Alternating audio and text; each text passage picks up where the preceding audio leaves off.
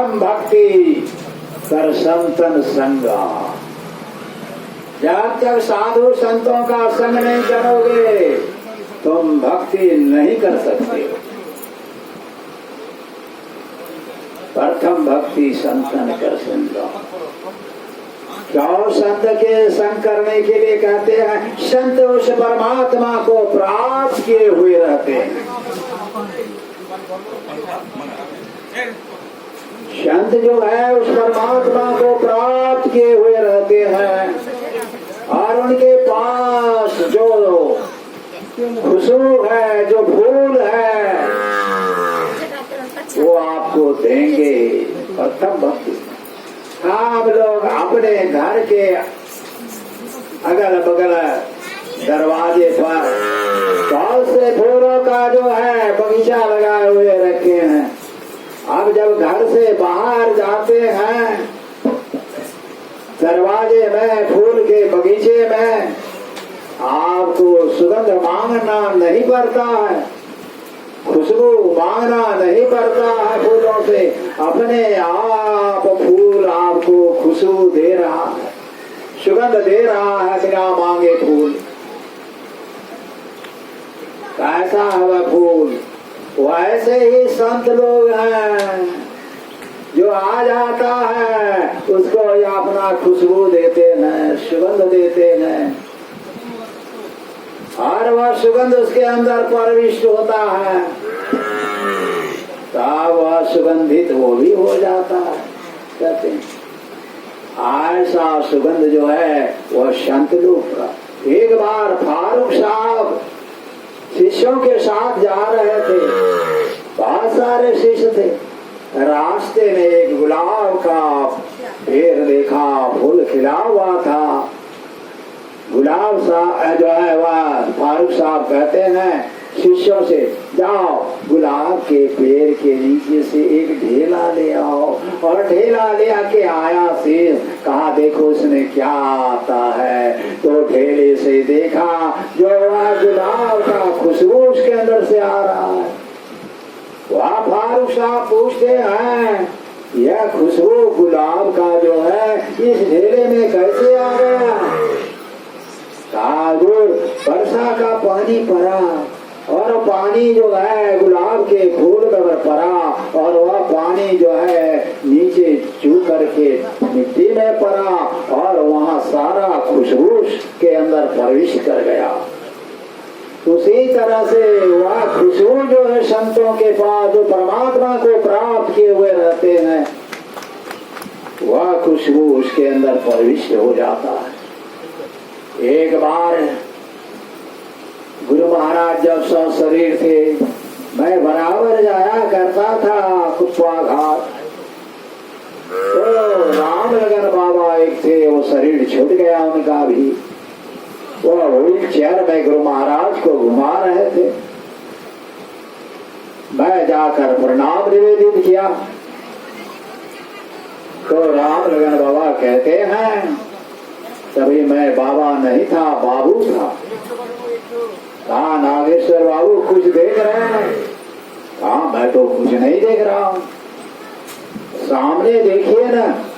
मैं सामने देखा एक कुत्ती जो है सोई हुई है, उनकी 2-4 बच्चे हैं और एक बिल्ली की बच्ची है। सब कुत्ती का स्तनपान कर रहा है। कुत्ती जो है कभी अपने बच्चे को जीभ से चाटती है, प्यार करती है, कभी बिल्ली के बच्चे को भी चाटती है, प्यार करती है।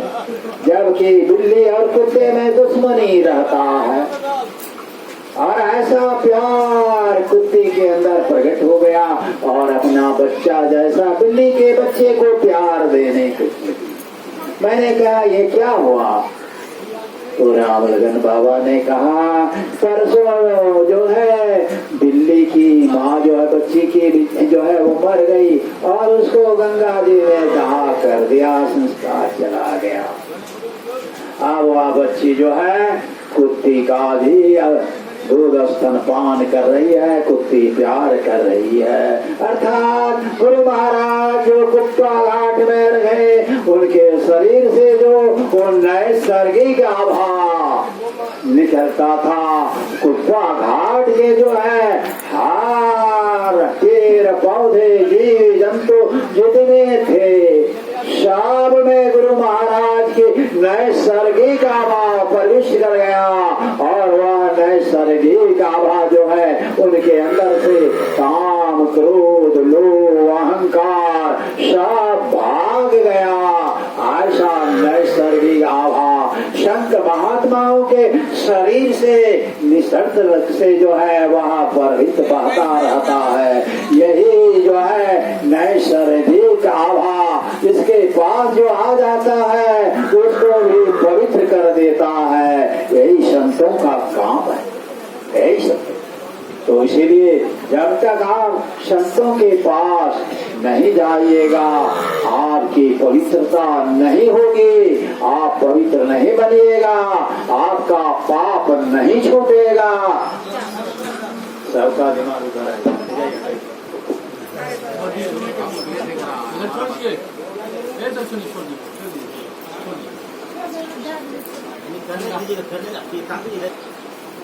करना है तो जल्दी ले जाओ अपना।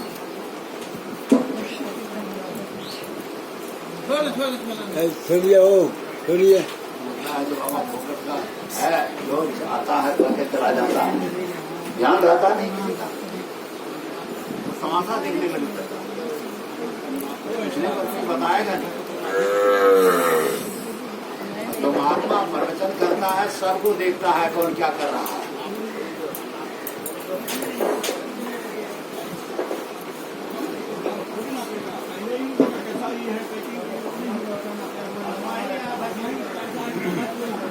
ऐसे संतों के सानिध्य में जाइएगा, तब आपके अंदर पवित्रता आएगा, तब आपका जो है दुष्कर्म छूटेगा।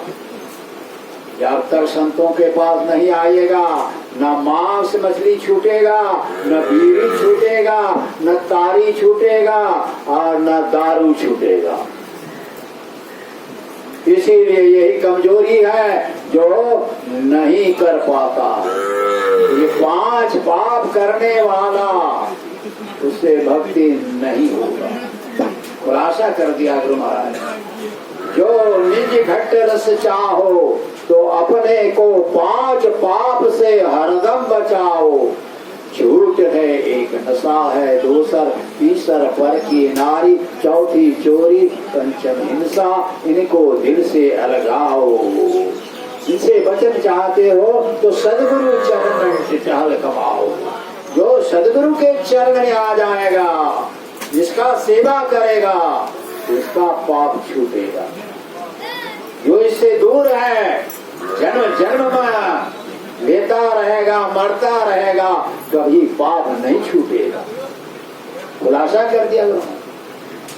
तो इस तरह से यदि आप निष्पाप होना चाहते हैं, परमात्मा का भक्ति करना चाहते हैं, तो पहले पवित्र बन जाइए। और वही पवित्र यही गुरु कराएंगे जो संतों का संग करेगा।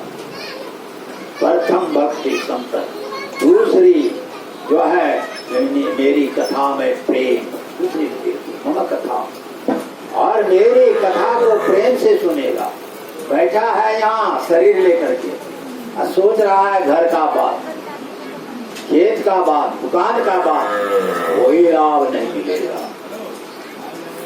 कहते हैं तन तो साधु के संग, मन तो संसार में, तुलसी याही बेउते ना ही लगाए। शरीर यहाँ बैठा हुआ है, मन है संसार में, कुछ नहीं मिलेगा। यहाँ बैठे वहाँ आप अपने मन को लगाए। पहले आँख को ठीक कर लीजिए। सबको आपकी आँख गड़बड़ है। यदि कुछ पाना चाहते हैं, आँख को ठीक कीजिए, वक्ता के तरफ आँख को रखिए, तब आपको कुछ लाभ मिलेगा। सिर्फ आँख को ही ठीक रखने से कुछ भी नहीं मिलेगा। आँख के बाद जो है कान को भी ठीक कर दिए। आंख वक्ता की तरफ है और कान बगल वाले के पास बैठा हुआ सुन रहा है, कोई काम नहीं आएगा, कुछ नहीं लाभ मिलेगा। आपका आंख वक्ता की तरफ है, कान वक्ता की तरफ है, और मन जो है आपका मकान में है, घर में है, कोई लाभ नहीं मिलेगा, बेकार आपका आना है। इसलिए पहले अपने अपने आंख को ठीक करो, उसके बाद कान को ठीक करो, उसके बाद अपने मन को ठीक, तीनों को एक मिला करके वक्ता का तरफ देखो, तब कुछ लाभ मिलेगा। तो ऐसा लाभ जो है कथा में प्रेम उत्पन्न करेगा। हर बार कथा सुनिएगा, आपका ज्ञान होगा, प्रेम बढ़ेगा। दूसरी कथा तीसरी भक्ति जो है वह मान रहित होकर के यहाँ नहीं आना। मान को मिटिया मिट, हम धनवान है, हम पदवान है, हम विद्वान है, हम ज्ञानी है, ऐसा अहंकार लेकर के यहाँ नहीं आना, नीचा बन के आना, सब मिलेगा। सबरी माता से भी बढ़ के कोई संसार में भक्ति नहीं है क्या? कोई नहीं। 9 प्रकार के भक्ति में वो प्रांगत थी। जब भगवान राम सामने आ गए, अपने को कितना छोटा मानती है।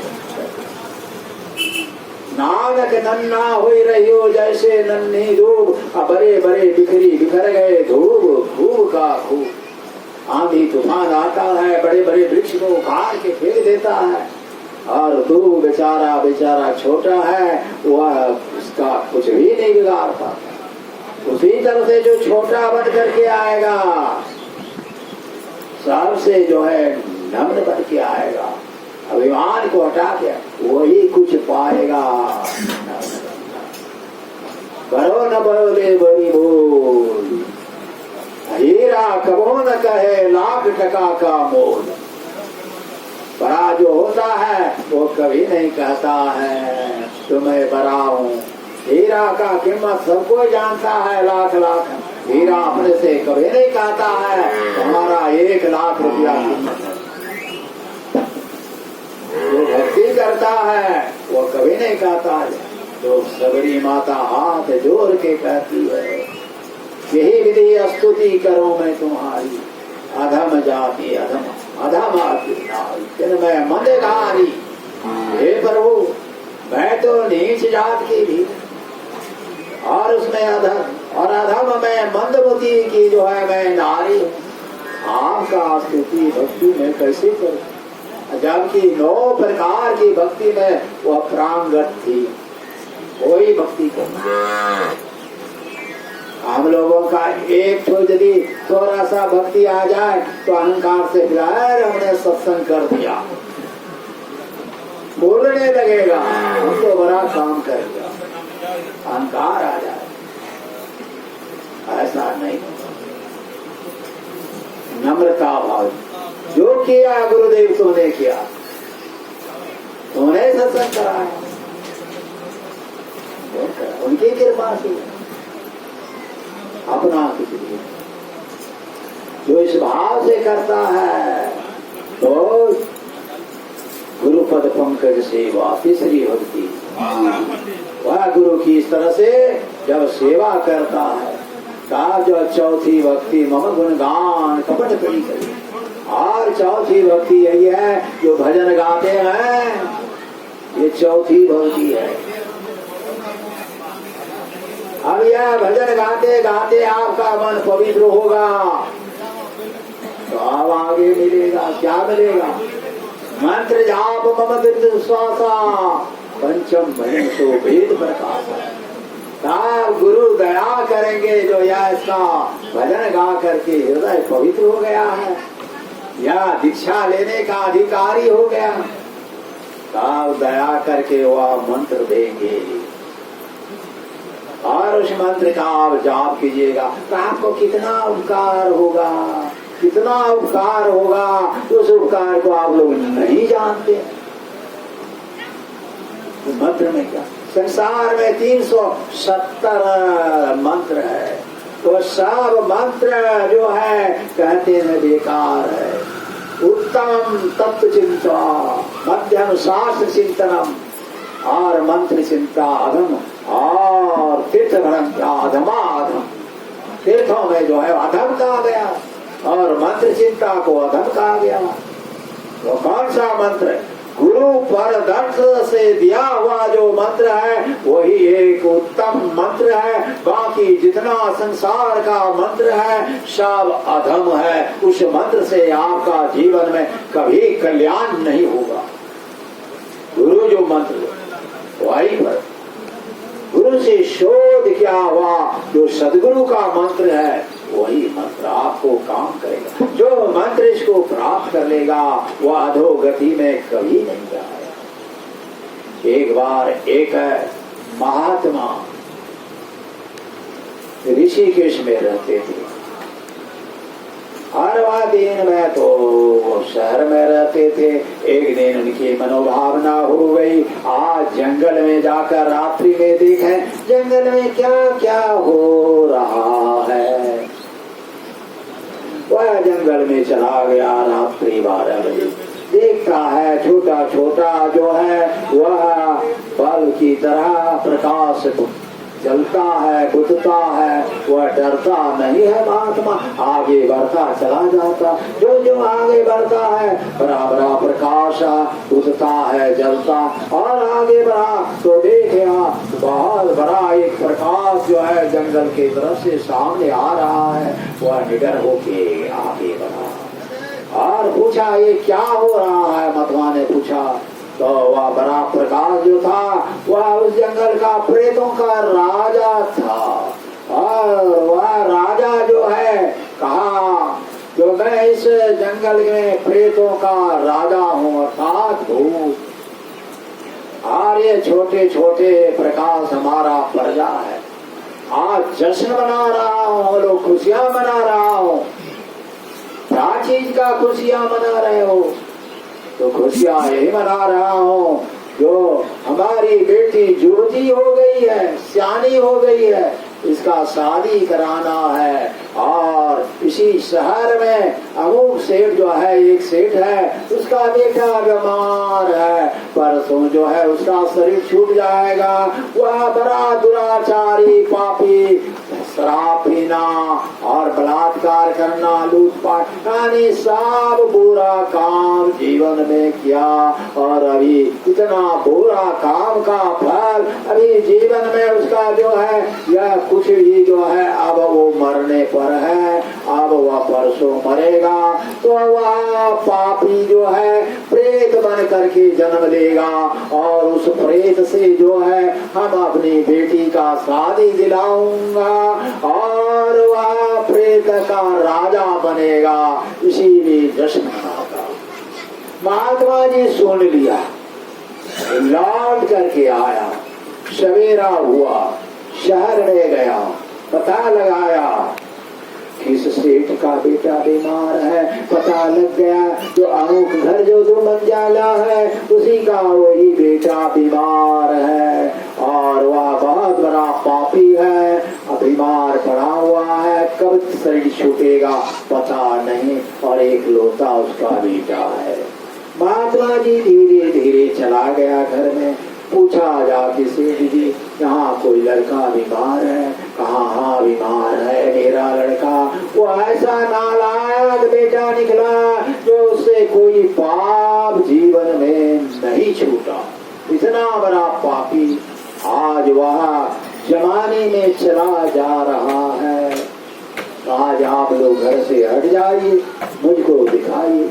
और महात्मा जी घर के अंदर गया, लड़के को कहा देखो बेटा अब तुम्हारा पाप का सजा भोगने का समय आ गया। अब तुम प्रेत जोनी में जाएगा और प्रेत जोनी में एक बार जो चला जाता है तो 2.25 अरब बरस रहना पड़ता है। और वहाँ वह प्रेत क्या खाता है? जो लोग जुट्ठा खा के फेंक देता है, पानी फेंक देता है जुट्ठा, उसी को चाटता है और एक बूंद पानी गले से जाने में 6 महीना लगता। कैसा तकलीफ में चला जाएगा, तुम ऐसे दुख में चले जाओगे। तो तुमको मैं कल्याण करने के लिए आया हूं। तुमको जो मैं मंत्र देता हूँ वह इस मंत्र को अभी से ही तुम जो है रटता हुआ कल सुबह 8 बजे तक इसी को रटते रटते तुम जो है शरीर छोड़ देना, तुम्हारा परम कल्याण होगा।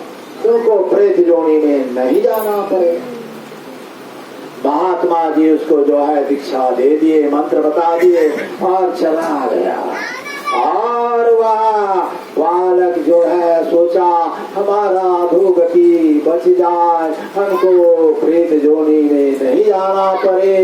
तब जो है वह जाप को निरंतर अपने अंदर में जाप करने लगा और 8 बजे सुबह तक वह जाप करता रहा और जाप करते करते शरीर छूट गया। वह प्रेत जोनी से बच गया, फिर मानव शरीर में आ गया। यह जो है गुरु मंत्र से होता है।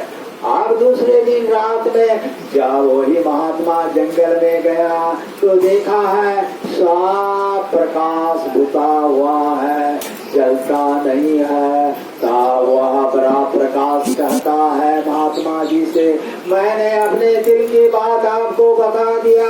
आपने जाकर उस बालक को जो है दीक्षा दे दिया, मंत्र दे दिया और वह फिर मनुष्य जोनी में चला गया।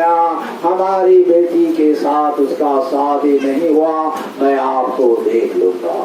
वह महात्मा कहता है, महात्मा को तुम कुछ भी नहीं बिगाड़ सकते हो। महात्मा तो वह परम ब्रह्म से मिला हुआ है, परमात्मा से मिला हुआ है, उसका तुम कुछ बिगाड़ नहीं सकते हो। तो गुरु मंत्र से कितना बड़ा उद्धार होता है। तो इसके लिए जो है गुरु के पास वही मंत्र जब जाप करते करते उसका उद्धार हुआ। तो यह मंत्र जो है जाप पहले वो कहते हैं